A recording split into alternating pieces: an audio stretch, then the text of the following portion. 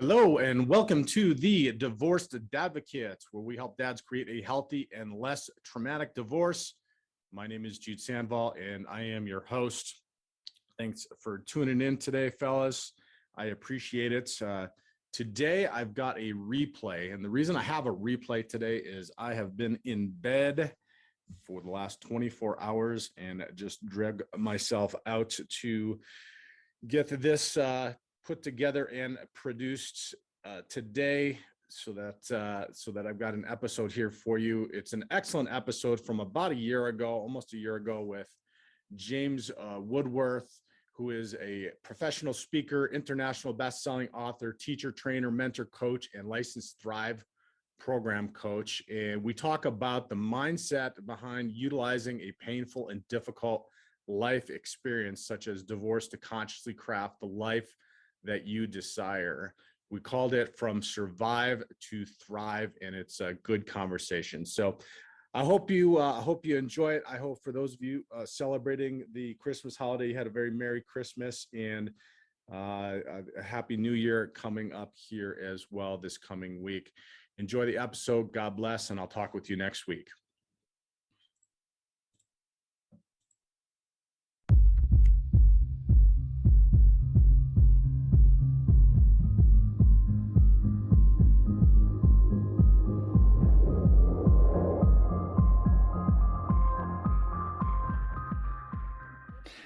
Hello, and welcome to the Divorced Advocate, where we help dads navigate through their lives during and after divorce and create an amazing life for themselves. I am Jude Sandoval, your host, and my guest today is a professional speaker. Man, this guy's got it all, let me tell you. He's a professional speaker, international best-selling author, teacher, trainer, mentor, coach, and a licensed Thrive program coach with over 30 years experience working in the personal and professional development industry. He is a recovering shy guy with a lifelong commitment to serving and helping others to learn, grow, and develop. I'd like to welcome James Woodworth. James, welcome to the show. Hi, thanks very much for having me along, Jude. No, I appreciate it. I appreciate you spending the time. You're in London, correct? I'm in Cambridge in the UK. Cambridge, okay. Right, great. Well, I appreciate you being here today in the new year, and we're just kicking this off. We started last week with talking about some of the successes that many of the divorced dads that listen to the show and that I work with have, and some of our goals for going forward this coming year. And one of those is talking to other coaches and other people that can help us on the show to provide some value and some ideas and some tangible ways in which the dads that are going through the divorce or have just recently divorced can utilize. And I was drawn to the Thrive program that you offer because of a couple of things that you mentioned about it and that I've read in your literature about it. And the first thing is that it's not therapy. So, and not that there's anything wrong with therapy, because therapy is very, very helpful and often necessary. But it's, it's not just about self-development or personal development. It's based on over 30 years of clinical practice, and it's evidence-based. So that was really pretty interesting to me in my work. I work with some NLP as well. So if you could first tell me a little bit about yourself and then a little bit about the Thrive program, I'd appreciate it. Okay, yeah, thanks very much. So I really started my interest in helping people to transform really through education. So I was a teacher for 28 years, and I absolutely loved teaching. And I knew when I was quite young that I wanted to be a teacher, partly because I loved learning, really, really loved learning. And I think I felt drawn towards helping other people to learn. But as you mentioned in your introduction, when I was a child and a youth, and as a young man, I was very, very shy, painfully shy. And as a result of that, I really struggled at school, really, really struggled. Not because I didn't understand what was going on. It was because I just didn't feel that I didn't feel that I fitted in, didn't feel that I belonged. I was very, very socially anxious and very, very shy.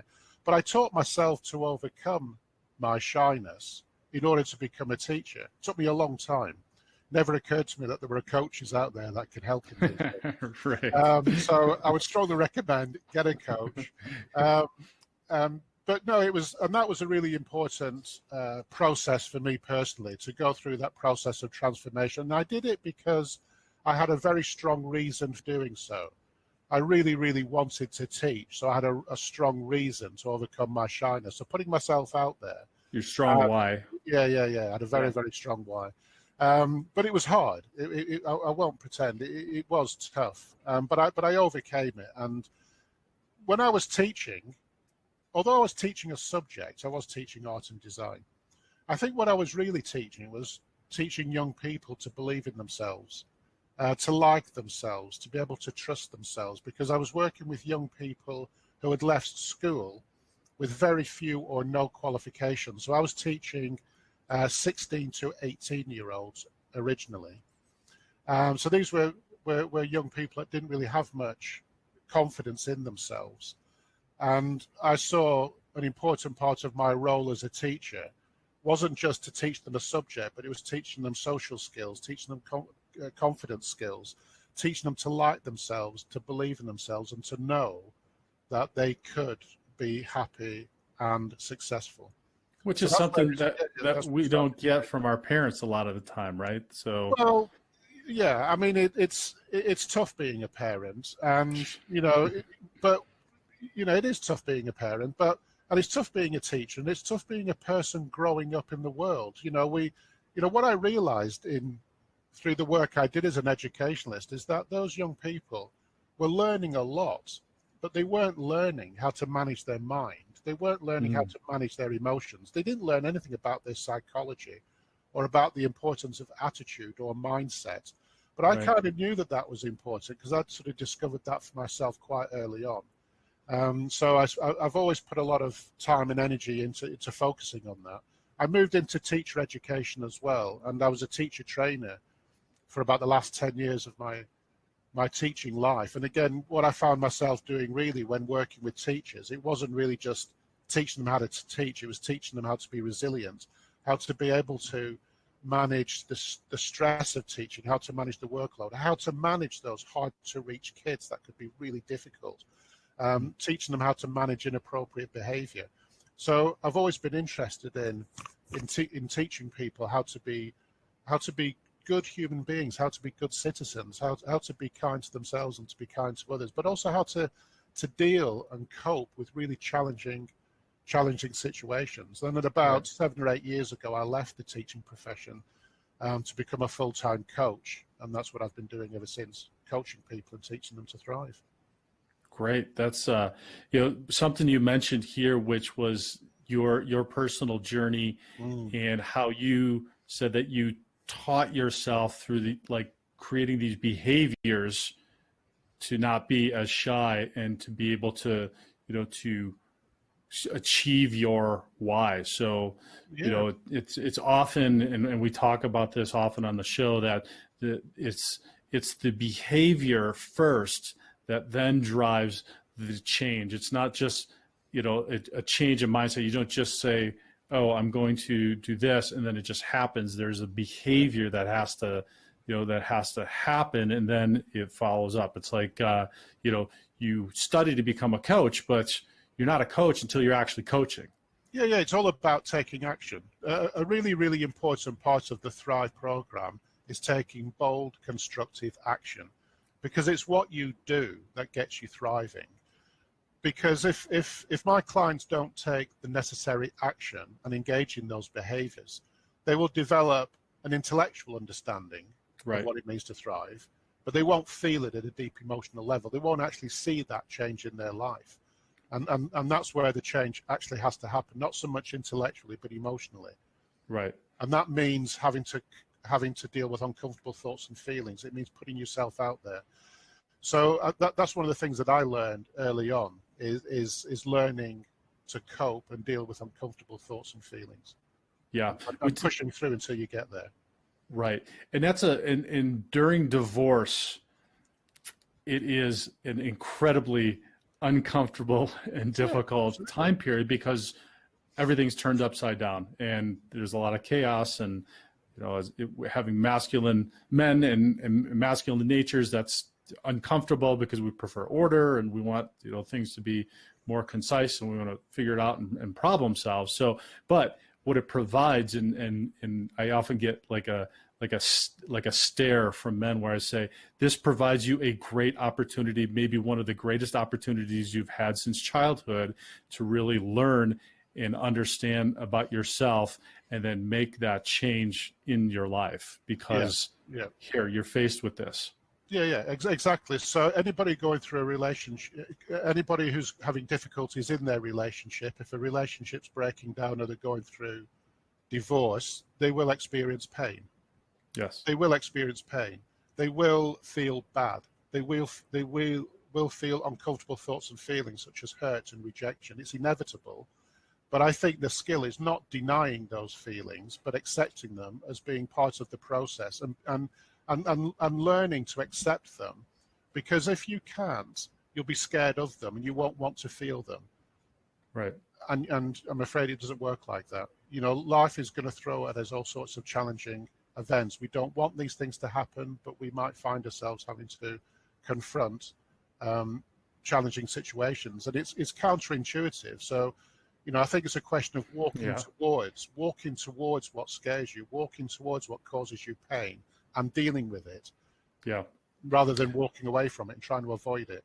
Right. For me, that was a big aha moment in my life, and it was way post divorce, right? Because I did pretty much everything wrong possible that I could, post divorce, as far as like getting my life back together and dating and all that stuff. And it was mostly avoiding all of that pain, right? Because you said it's counterintuitive. So you're thinking, okay, you don't want to avoid it. You want to figure out how to get past it, or for me, it was like grind through it. But the aha was, oh, okay, this is life presenting me with an opportunity to look at this and then embrace this and then work through it. Yeah. It's like having those uncomfortable conversations. Nobody wants to have them, but they're also necessary if you're going to work through what it is that's bothering you. So when I was really, really shy, obviously I wanted to avoid any situation that might lead to embarrassment or me being judged. Sure. And that's one of the things that I learned to confront. I actually put myself out there and volunteered to speak and volunteered to talk, because I knew I was going to have to if I was going to be a teacher. And I screwed up, and my mind went blank, and I blushed and I stuttered. I made a fool of myself. Right. We all do. Right. But I learned to tolerate it. It wasn't that bad. Nobody laughed at me. Nobody thought I was an idiot. And you're alive, right? You're here. Alive. You're alive. Nobody's ever died of embarrassment. Well, and that's the thing. Nobody's ever died of, like, most of this stuff. We're going through difficult, painful things, and there are feelings that are coming up. But, we've got the strength and the power within us to get through any and all of this stuff. And the world is presenting us this opportunity at this time, through this challenging period, for us to be able to say, oh, okay, yes, this is it now. This is the opportunity I've been waiting for. And wow, we can really, if I embrace this pain, if I really dig into this and go deep into this and stop avoiding it, that there's going to be a huge reward on the backside of this. Yeah, absolutely. I mean, you don't have to like it. You don't have to welcome it. You just sucks. You just have to accept it. Right. Yeah, absolutely. And you just keep pushing through until fear no longer has the power to hold you back. Sure. Because that's what it is. I mean, a lot of people's limiting beliefs, and they're self-sabotaging and holding themselves back. And it's a fear-based response. And it's understandable, because, of course, people want to avoid pain. Yeah. Let's talk about that. You said just accept it. So how do we accept the fear that we're experiencing, and then also, like, be able to just rationally with our minds go forward in this process? Well, I think that's what you've just said is really part of the answer. It's a rational approach, really, because the nature of life is this. Life is tough. Life is challenging. People will let us down.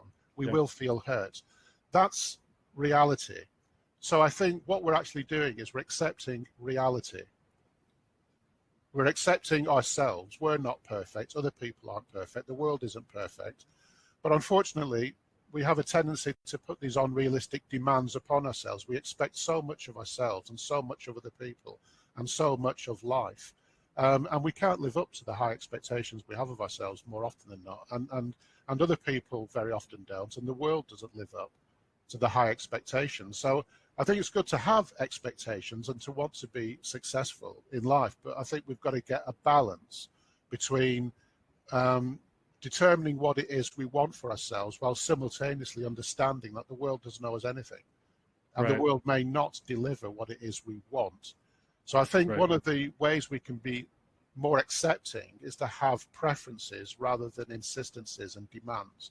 So rather than saying, I demand that people accept me and are kind to me and love me, is more to say, that's what I would like, that's my preference, but I cannot insist upon it.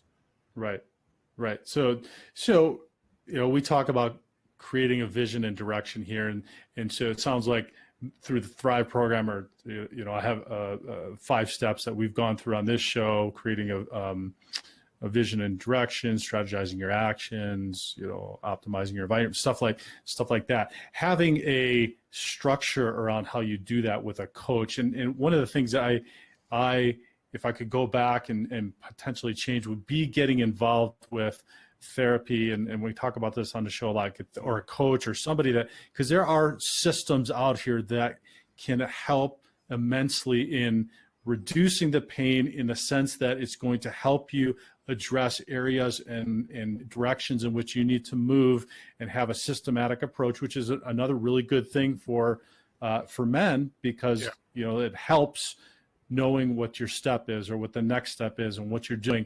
Having and working with somebody that's going to take you through that, somebody like you that's gone through it, somebody like me that's gone through it, somebody that's trained, whether it's a therapist or coach, or even if you go through a recovery program as well. If you don't have the resources, getting into a recovery program that helps you go through some steps that help you address this stuff. Yeah, no, I think you're right. You do need to have goals. You do need to have desired outcomes and a vision of what it is you want, and to have a step-by-step process. But also it's a question of enjoying that journey and understanding that the journey may not be as smooth or as problem-free as you would like it to be. So it's about adapting as well. Yeah, well, I don't know. I know myself and most of the men that I talk to aren't enjoying the divorce process journey that much. But again, it's it's confronting that pain, that fear, that uncertainty, that chaos, and looking back, I think it will be for many, as it is for me and others that I've talked to, an important process. And I don't know that I don't know if I'll ever get to the point where I say just enjoying that journey and that part of the process. I think what I mean is enjoy the learning. Yeah, sure. Well, It's a learning journey, and enjoy the learning, because as you referred to earlier, when you go through these kind of experiences, even though they can be very, very painful, you can learn a huge amount about who you are. And that's invaluable, because we know that people who go through really traumatic events can be transformed and can be a better person post-traumatic growth. We know that people can actually describe themselves as being better people. Yes. Now, nobody would want to go through what they went through, obviously, but it's interesting how people adapt to challenging events and come out of it the other side better and stronger than they were previously. Right. You said exactly what I was going to get to, which is the learning part of it. Then at the end is what is so gratifying and makes it worthwhile. And then it becomes an enjoyable life, because it's so much fuller and it's so much better because you have so much more knowledge and understanding and abilities and skills to go forth in your life. So yeah, that's absolutely true. So tell us maybe a little more details about the Thrive program, maybe some of the steps and how that's beneficial. Okay, so the Thrive program, as you mentioned earlier, it's not therapy or counseling. It's a psychological training program. it's an evidence-based training program. It's very structured. It's module. There are 8 modules to complete, and we usually complete that within about 8 weeks. It's a psychological training program, so we teach people the basic components of what constitutes a thriving mindset. This starts off really by the clients actually doing a short profile with us, so we get an indication of what their belief systems are, what their thinking styles are, for example. And that gives us a lot of insight into why they've got the symptoms that they might have, for example. So we don't focus on the client's past, we don't focus on the circumstances of their life as such. Right. We look at their mindsets and we explore the extent to which their beliefs or their ways of thinking might actually be holding them back in some way. And then the client systematically learns how to challenge and change those irrational, unhealthy beliefs into empowering beliefs that enable them to thrive in life. So essentially you're reprogramming their minds. That's I mean, you can think of it from a computer perspective, like you're going through and you could rewiring. I guess so. Although I think when we talk about the mind having been wired, that's almost as if it's like been programmed at birth. And I like to see it more as whatever irrational or limiting beliefs the client might have, that they've actually been learned over a period of time, right, and kind of been wired into their brain. I mean, it's a useful analogy, but I don't really like to see the mind as being like a computer, because well, computers are only as good as the input that the programmer puts into it. So it could be bad code, it could be whatever was poorly put into the computer or got a virus, and the virus could be the learned experience that has become that was a survival technique, that was an adaptive behavior that you've had throughout your childhood, that then in your adult relationships and in your adult life is then not serving you. Yeah. The clients may very well have some core beliefs that were laid out in childhood, and they may feel reluctant to let them go.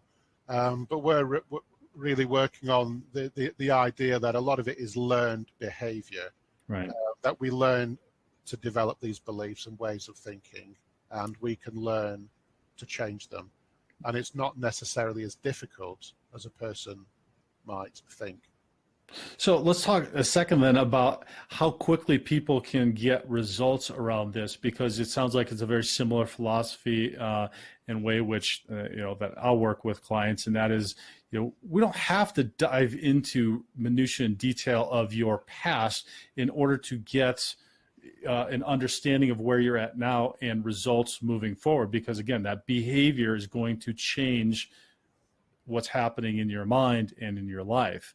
And so let's talk to that, and not diminishing therapy, because I've done therapy, I do therapy. It's very important for some aspects in my life. It's important for some aspects in some people's life. But what I want to emphasize and have you share is that you can get immediate results in your life through processes like this. Yeah. I'm not anti-therapy either, or anti-counselling. I mean, there's some brilliant work being done by some great therapists and counsellors.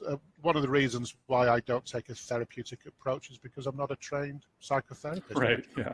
I'm a trained teacher. I'm a trained coach. Probably a good idea. Yeah. So I just see transformation as being an educational process. That's just the particular modality that I'm interested in. But I've seen how coaching can be very powerful in bringing about change, in the way in which it can encourage clients to think about the nature of their thinking. Mm-hmm. So teaching people to tune in to the nature of their beliefs as it might be represented in their self-talk, for example, and getting them to question the nature of that self-talk. Where is the evidence to support that belief that you have about yourself? Is that really true? Right. Is that way of thinking helpful? Right. And again, it's just that kind of questioning of the nature of your thinking, where the client might think, now that you put it like that, maybe you're right. Maybe there isn't any evidence to support this belief that I have, that I'm unlovable. Maybe I am just beating myself up unnecessarily. Maybe I am giving myself a hard time. And as you seem to be suggesting, it is actually really quite unhelpful, really, isn't it? Because, here I am developing this really negative image of myself, and actually, I can find very little evidence to support the fact that there are other people out there who agree with me. Right. Yeah. Yep. So and it's that kind of questioning of the nature of a person's thinking that can help to bring about that change. Because sometimes people make assumptions. A person might assume that the weather affects their mood.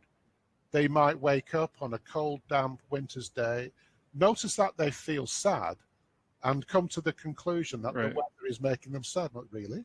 Right. Maybe it's the way you're thinking about the weather that's making you sad. Maybe it's your thoughts. Maybe you're actually creating the sadness. It's got nothing to do with the weather. Yeah, you can't change the weather, but you can certainly change the way you think about it. And Right. if you change the way you think about the weather, you can change the way you feel, and you can overcome your sadness just like that. Right. And we tell ourselves all kinds of different things and different stories. The weather's awful, yeah. Or going through a divorce is awful, it's horrendous, it's the end of the world. Well, we've already established that it is painful and difficult. Yes, we understand that.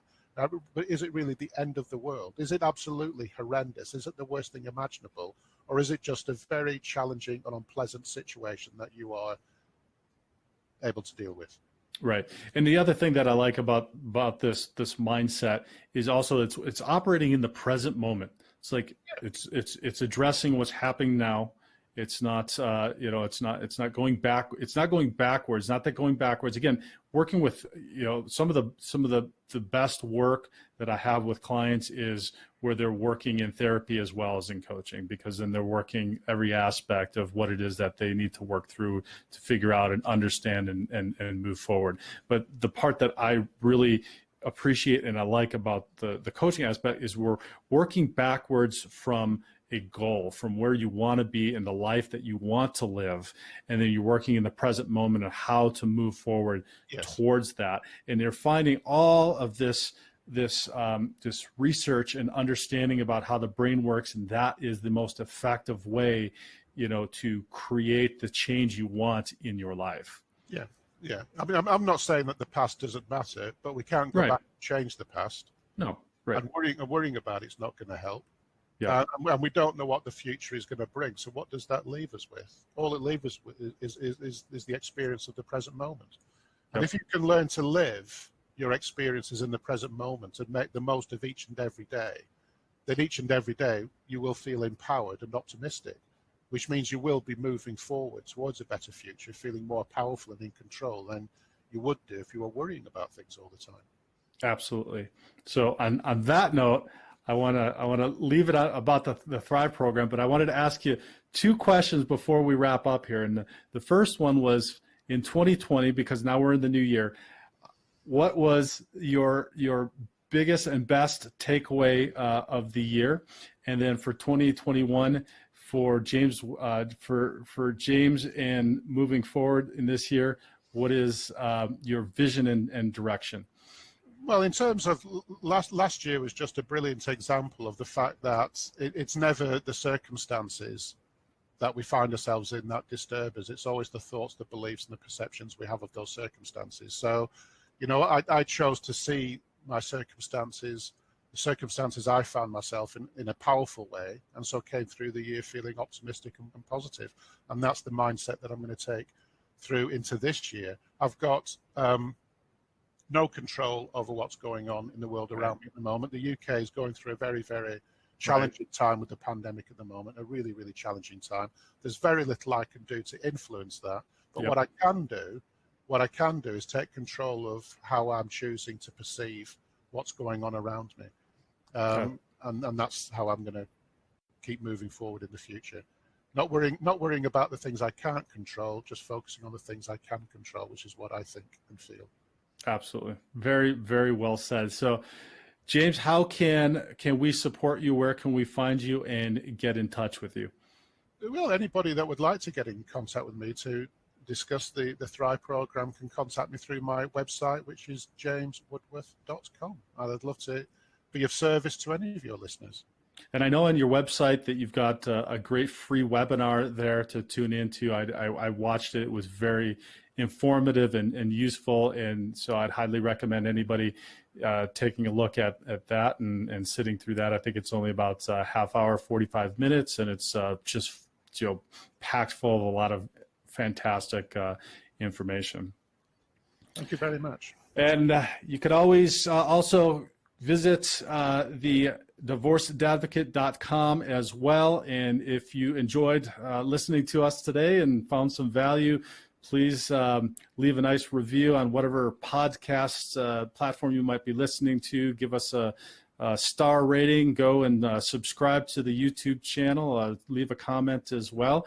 And get in touch and share this with all the other divorced dads that you know out there. So, James, I really appreciate you being here today and all of your expertise and your wisdom and sharing that with us today on the show.